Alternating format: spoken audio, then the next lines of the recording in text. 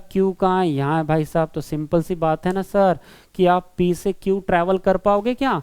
आप पी से एल जा पाओगे, एल से एम ही नहीं जा पाते क्योंकि गेट तो क्लोज है सर यहाँ पे। तो अगर आपका ये गेट क्लोज है इसका मतलब आप एल से एम नहीं जा सकते, तो आप क्यू तक भी नहीं पहुंच सकते। पी से एल गया, ये देखो ना, ये पी से एल पहुंच गए आप, पर एल से तो गेट जो है ना सर वो तो क्लोज है ना, एल से ये गेट क्लोज हो गया तो आप एल से एम नहीं जा सकते। आप पी से एल तो पहुंच गए पर आप एल से एम नहीं पहुंच सकते। भले ही एम से एल आ जाएंगे आप, एम से एल आ जाएंगे, परंतु एल से एम नहीं जा सकते। क्यों? क्योंकि गेट क्लोज है और एम के तरफ से एल ओपन है, एम के तरफ से एल ओपन है। देखो एम के तरफ से एल ओपन है, इधर से आ सकते, एल से एम नहीं जा सकते, जो कि हमको क्यू तक पहुंचना था तो हम नहीं जा सकते। इसका मतलब पहला गलत हो गया। अरे हाँ या ना? ठीक है। दूसरा, चलो दूसरा है क्यू से एम। दूसरा है सर ये क्यू से एम। क्या क्यू से एम भी पहुंच सकते हो क्या सर? वो भी नहीं पहुंच सकते। क्यों? क्योंकि आपका क्यू है यहाँ पे, इधर देखो आपका क्यू यहाँ पे है और क्यू से कहाँ तक जाना है? एम तक जाना है। ऐसा नहीं करना, एम से क्यू नहीं जाना। गेट किधर से ओपन है बेटा? ये गेट है सर मेरा ओपन है क्यू से एम के तरफ, तो क्यू से गेट ओपन है तो क्यू से ही मुझे आना पड़ेगा। तो पहले क्यू से निकलना है मुझे, एम तक पहुंचना, तो ये रहा एम। अरे सर क्यू से आप एन ही नहीं पहुंच सकते, क्यू से आप एन नहीं पहुंच सकते। तो क्यों नहीं पहुंच सकते? क्योंकि क्यू से गेट बंद है ना सर, तो क्यू से आप एन नहीं आ सकते तो एम भी नहीं जा सकते। एम जा पा रहे हैं परंतु क्यू से एन ही नहीं आ पा रहे। अरे हाँ या ना? क्योंकि डबल क्यू तो कहीं दिया नहीं है, इसका मतलब ये भी गलत हो गया। समझ पा रहे हो क्या? अब मुझे एक बात बताओ, पी क्यू है, यहाँ पे क्यू एम है, तो कहीं आपको ऐसा दिया, इसको पहले एलिमेंट, ये भी गलत हो गया, ये भी गलत हो गया, तो आपको आशंका होनी चाहिए कि कहीं ये आइदर और तो नहीं बनेगा करके। तो आप ये देख लो कि एलिमेंट सेम है क्या। पी क्यू दिया है, यहाँ क्यू और एम दिया है, तो ये एम के लिए कहीं पी ऐसा इक्वल टू तो नहीं दिया क्वेश्चन में? नहीं सर, कुछ भी इक्वल टू नहीं दिया किसी के लिए। ऐसा अगर कहीं दे देता ना पी क्यू, यहाँ पे तो क्यू है, यहाँ पे भी क्यू है, तो यहाँ पे पी है तो यहाँ पे एम है। तो अगर कहीं ऐसा स्टेटमेंट में ऐसा लिख देता ना एम इक्वल टू पी ले लो करके, एम इक्वल टू पी ले लो करके अगर ऐसा लिख दिया रहता ना कहीं कि एम इक्वल टू पी ले लो कहीं करके लिख दिया रहता, तो हम क्या करते, इस एम के जगह में पी रख देते हम, और यहाँ पी, यहाँ पी, यहाँ क्यू, यहाँ क्यू, यहाँ पी, इसका मतलब एलिमेंट सेम हो जाता और फिर हम आइदर और के बारे में सोच सकते थे। परंतु एम इक्वल टू पी ऐसा कहीं दिया नहीं है, यहाँ एम इक्वल टू पी नहीं दिया, इसका मतलब ये भी गलत है और ये भी गलत है। तो आंसर बनेगा, आंसर शुड बी क्या निकलेगा इसका? निदर फर्स्ट फॉलो, इसका आंसर निकलेगा निदर फर्स्ट नॉर सेकेंड फॉलो। इसका मतलब ही है सर कि ना तो पहला फॉलो करेगा ना तो दूसरा फॉलो करेगा। उम्मीद करता हूं आपको 100% समझा होगा। ठीक है, चलिए क्वेश्चन नंबर 7 भी हो गया, सामने बढ़ते हैं सर अभी। अच्छा एक काम करता हूं, हाँ यहां तक समझा सबको, और 2-4 क्वेश्चन लेता हूं। ठीक है, चलिए सामने बढ़िए बेटा।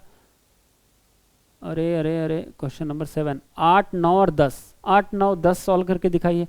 बड़ा ही मजा आ रहा है सर 8, 9 मतलब क्वेश्चन सॉल्व करने में, तो है ना? हाँ, पर कब मजा आएगा? जब आपके कंसेप्ट बहुत अच्छे से क्लियर रहेंगे तब। ठीक है, ओके ठीक है सर। चलिए क्वेश्चन नंबर 7 हो चुका है हमारा, क्वेश्चन नंबर 8 लेते हैं अभी, और क्वेश्चन नंबर 8 को बनाते हैं बेटा। हाँ बनाओ क्वेश्चन नंबर 8। क्वेश्चन नंबर 8 क्या बोल रहा है? एस से टी, एस है greater than equal to T है, इक्वल टू यू है, और लेस देन वी है, और greater than equal to X है। यही लिखा है हमारा। ओके सर, उसके बाद कंक्लूजन में क्या लिखा है? देखो कंक्लूजन नंबर 1 क्या दिया है? V से S आ सकते हैं क्या, या V से S जा सकते हैं क्या, ऐसा पूछ रहा है। कंक्लूजन नंबर 2 में क्या पूछता है? क्या मैं V से T आ सकता हूँ क्या, क्या मैं V से T आ सकता हूँ क्या, ऐसा पूछा उसने। तो बताइए अब V से S देखिए किधर से किधर जाएंगे? V से S जाएंगे। क्यों सर? क्योंकि V के तरफ से फेस ओपन है इसीलिए V से S जाएंगे। इधर भी V से T जाएंगे सर। क्यों? क्योंकि V की तरफ से फेस ओपन है तो T जाना ही पड़ेगा। टी से वी नहीं आ सकते सर, क्योंकि टी से तो गेट क्लोज है, तो टी से वी नहीं आ सकते। यहाँ पे भी एस के तरफ से गेट क्लोज है, तो एस से वी नहीं आ सकते, परंतु वी के तरफ से फेस ओपन है, तो वी के तरफ से एस जा सकते हैं। मेरी बात समझ पा रहे हो क्या? अभी अब मुझे जाना है V से S, तो देखो V कहाँ पे और S कहाँ पे, तो सर V मेरा यहाँ पे है और S मेरा यहाँ पे है। तो सिंपल सी बात है, क्या इन दोनों के बीच में एक ही साइड से ऐसा पूरा के पूरे जो गेट है ये एक ही साइड से ओपन होना चाहिए था। मतलब यहाँ पे अगर V है तो यहाँ पे S, तभी हम V से S आ पाते, तभी हम V से S आ पाते। एक ही तरफ से ऐसे गेट ओपन होना चाहिए, या तो V इधर रहता तो एक ही तरफ से ऐसे गेट ओपन होते, भले ही डबल दे दो, भले ही डबल दे दो, इक्वल टू दे दो, पर सर V से S ऐसे ओपन होने चाहिए। मेरी बात समझ पा रहे हो क्या बेटा? अगर ऐसे ओपन होते तभी तो आप V से S जा पाओगे ना, या यहाँ पे डबल साइन भी दे दो तभी तो आप V से S आ पाओगे ना। एक ही तरफ से फेस ओपन होना चाहिए ये वाला, ठीक है, तभी आप V से S आ पाओगे। मेरी बात समझ पा रहे हो? यहाँ देखो V से S जाना था, V से हमने V से U के लिए निकले, U से हम T पहुंच पाए, पर T से तो S जा ही नहीं सकते, इसका मतलब पहला तो गलत हो गया। V से हम U के लिए निकले तो जा पा रहे हैं, V से U के लिए निकले तो हम जा पा रहे हैं क्योंकि गेट ओपन है, तो U तक आ गए। U से हम T भी आ जाएंगे क्योंकि इक्वल टू किसी को रोकता नहीं है, पक्षपात नहीं करता, वो इधर से इधर भी जाने देता है और इधर से इधर भी जाने देता है, तो U से T भी आ जाएंगे। और T से ही तो हम सामने नहीं बढ़ सकते। देखो यहाँ सर आप तो बोलोगे यहाँ इक्वल टू भी तो है ना सर, ये तो जा सकता है, नहीं, ये डबल साइन में है, डबल साइन में, सिंगल इक्वल टू नहीं है वहां पे। हाँ, यहाँ डबल साइन है, ग्रेटर देन इक्वल टू, तो ये ग्रेटर देन ही बेटा उल्टा साइन हो जाता है। यहाँ ऐसा दे दिया, यहाँ ऐसा दे दिया, तो ये टी से एस नहीं जा पाएगा। मेरी बात समझ में आ गई? क्यों? क्योंकि टी से गेट क्लोज है, टी से गेट क्लोज है, तो टी से एस नहीं जा पाएंगे हम। अरे हाँ या ना? ठीक है, चलिए, तो वी से एस नहीं पहुंच पा रहे तो ये गलत हो गया। अब वी से टी पहुंच पाएंगे क्या? देखो बरा, हाँ सर, बड़ा सिंपल है। ये देखिए, ये V था और हमको जाना कहाँ तक था? हमको जाना है सर T तक। हाँ, चल के बताता हूँ मैं, V से T तक पहुँचना है हमको। ये हमारा ये इन सोर्स है और ये हमारा डेस्टिनेशन है। तो V से मैं U आ जाऊँगा और U से मैं T चले जाऊँगा, तो मैं बड़े आराम से V से T पहुँच सकता हूँ। तो ये देखो ऐसा, V के तरफ से फेस ओपन था तो मैं फेस ओपन कर देता हूँ, U के तरफ आ गया, U इक्वल टू T था तो इक्वल टू T लिख देता हूँ, तो मैं बड़े आराम से V से मैं T बड़े आराम से पहुँच पाया। और यहाँ पे सिंगल साइन, यहाँ पे इक्वल टू, ये सिंगल साइन की कौन सी प्रायोरिटी होती है बेटा? इसकी होती है फर्स्ट प्रायोरिटी। और ये इक्वल टू की कौन सी प्रायोरिटी होती है? इसकी होती है थर्ड प्रायोरिटी। तो इनका झगड़ा होगा तो जीतेगा कौन? सिंगल प्रायोरिटी, मतलब फर्स्ट प्रायोरिटी जीतेगा।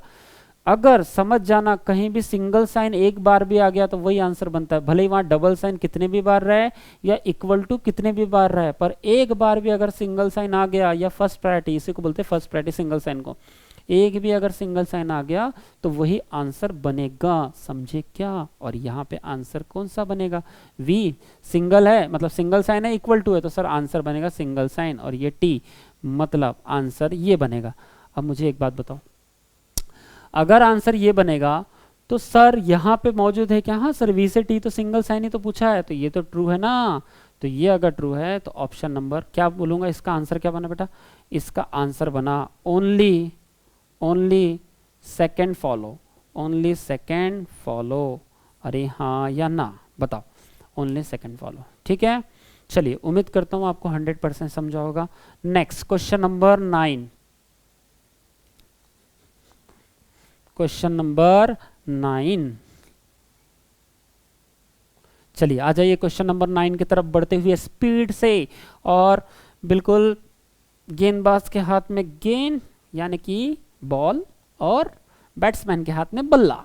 तो बैटिंग करते हुए रोहित शर्मा क्वेश्चन नंबर 9 की ओर बढ़ते हुए, स्टेटमेंट मतलब बाउंड्री की तरफ बढ़ते हुए, अब स्टेटमेंट लिखना है 9 का।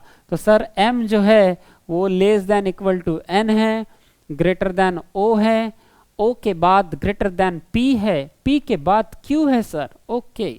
और कंक्लूजन हमारा लिखा है, कंक्लूजन नंबर पहला लिखा है M less than equal to N, N से O, O से greater than P, P equal to Q, ये तो दिया था। और कंक्लूजन में लिखा है सर हमको कि M greater than equal to Q। Second conclusion लिखा है Q लेस देन M। अरे हाँ या ना? ऐसा क्वेश्चन पूछा है, तो बड़े आसानी से हम करते हैं इसका आंसर।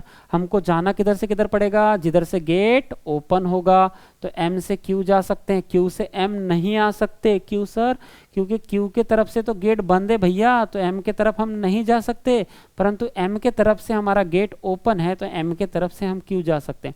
ये देखो ऐसा, ये गेट ऐसा ओपन होना चाहिए M की तरफ से, तो M से Q जा सकते हैं हम, पर Q से M नहीं आ सकते ब्रदर। मेरी बात समझ पा रहे हो क्या मेरे भाइयों? अरे हाँ या ना? ठीक है, तो अब मुझे पहुंचना है सर M से Q। तो M कहाँ है और Q कहाँ है भाई? M यहाँ है सर और Q यहाँ है सर। और आप देख पा रहे होंगे कि एक ही M है और एक ही Q है, तो M से क्या निकल भी सकते हो कि ये तो देखो पहले, क्योंकि M से ट्रैवल तो करना पड़ेगा Q तक।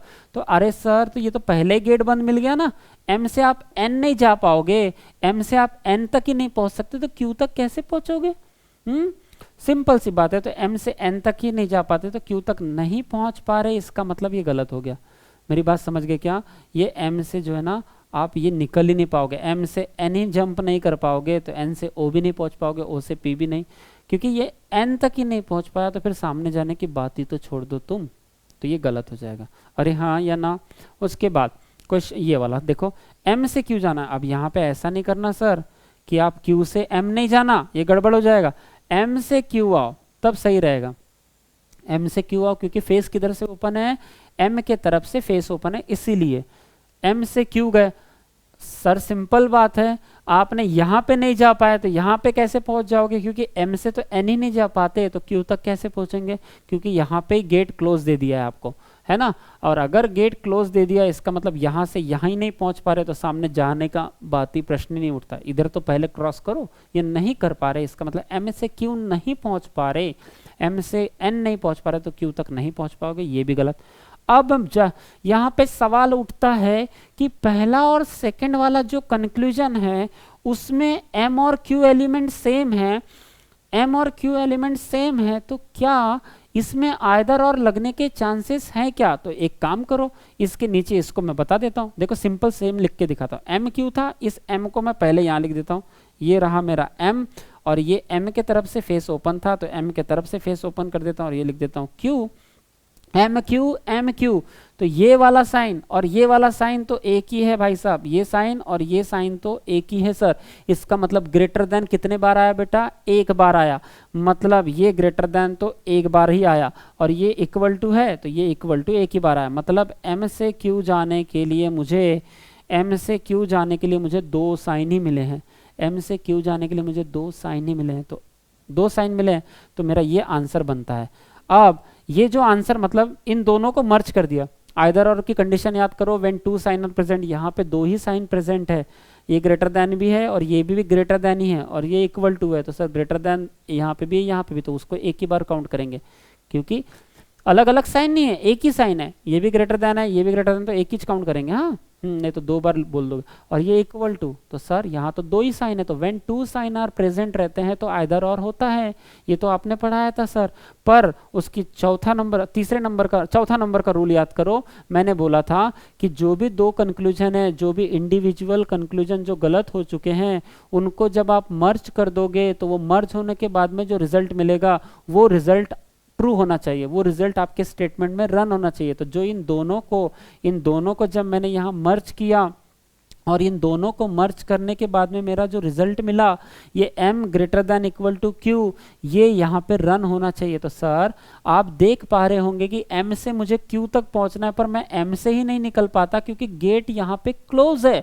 अगर M से ही मैं नहीं निकल पाता, M से N नहीं पहुंच पा रहा हूं, तो मैं यहाँ से तो जा सकता था, अगर मैं N तक पहुंच जाता तो O तक पहुंच जाता, O से मैं P तक पहुंच जाता और P से मैं Q तक पहुंच जाता, परंतु मैं M से N तक मैं नहीं जा पा रहा। इसी का मतलब है कि सर मैं ये नहीं जा पा रहा, इसलिए मैं उधर नहीं जा पाया। ठीक है, ये हर्डल बन गया पहले ही आपका, इसलिए ये M से Q आपका यहाँ पे ट्रैवल नहीं हो पाया। तो ये जो आपका रिजल्ट मिला है, ये रिजल्ट क्या हो जाएगा? यहाँ पे रन नहीं कर पाएगा, गलत हो जाएगा। और अगर रन नहीं कर पाया, इसका मतलब ये आइदर और नहीं होता। तो बेटा ये आइदर और नहीं है, आइदर और नहीं है, नहीं है। अगर आइदर और नहीं है तो क्या है सर? तो ये है बेटा निदर नॉर। तो ये है आंसर निदर नॉर। मेरी बात समझ में आई क्या आपको? तो निदर फर्स्ट नॉर सेकेंड फॉलो, ऐसा करके जहां पे ऑप्शन दिया होगा वो आपका आंसर होगा। ठीक है, इनका दोनों का आंसर क्या बनेगा? इन दोनों का आंसर बनेगा neither first nor second follow. अरे हाँ या ना, मेरी बात समझ पाई क्या? उम्मीद करता हूँ क्लास आप 100% समझ पाए होंगे सर। ठीक है, सामने बढ़ो क्वेश्चन नंबर 10 की ओर। और ये तेज गति से बल्ले की तरफ बॉल आता हुआ और एकदम उठा के स्टंप, एकदम हम 6 मारेंगे अभी। देखो क्वेश्चन नंबर 10 पे, चलिए बल्लेबाज तैयार और एकदम स्पीड से बॉल आते हुए क्वेश्चन नंबर 10 की ओर। क्वेश्चन नंबर 10 क्या बोलता है? u less than v greater than equal to less than w और equal to x less than y। बहुत अच्छी बात है सर। u v से w से x से लेस देन y, ये आपका स्टेटमेंट दिया था सर। तो आपका कंक्लूजन क्या लिखना है सर? कंक्लूजन लिख देते हैं सर। क्या बोल रहा है?